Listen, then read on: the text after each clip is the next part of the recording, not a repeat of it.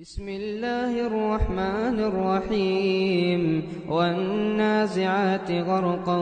والناشطات نشطا والسابحات سبحا فالسابقات سبقا فالمدبرات أمرا يوم ترجف الراجفة تتبعها الرادفة قلوب يومئذ واجفة أبصارها خاشعة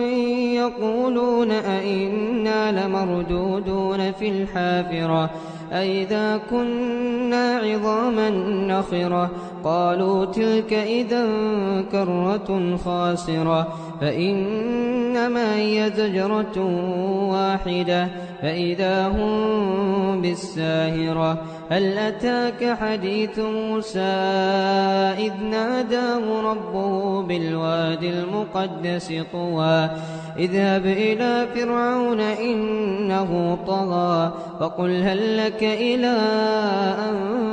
تزكى وأهديك إلى ربك فتخشى فأراه الآية الكبرى فكذب وعصى ثم أدبر يسعى فحشر فنادى فقال أنا ربكم الأعلى فأخذه الله نكال الآخرة والأولى إن في ذلك لعبرة لمن يخشى أأنتم أشد خلقا أم السماء بناها رفع سمكها فسواها وأغطش ليلها وأخرج ضحاها والأرض بعد ذلك دحاها أخرج منها ماءها ومرعاها والجبال أرساها متاعا لكم ولأنعامكم فإذا جاءت الطامة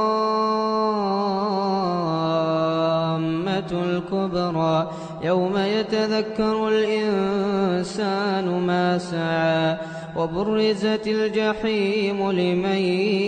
يرى فأما من طغى وآثر الحياة الدنيا فإن الجحيم هي المأوى وأما من خاف مقام ربه ونهى النفس عن الهوى فإن الجنة هي المأوى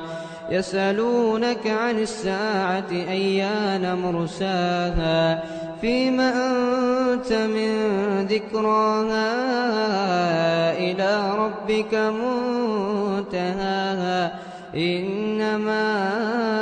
أنت منذر من يخشاها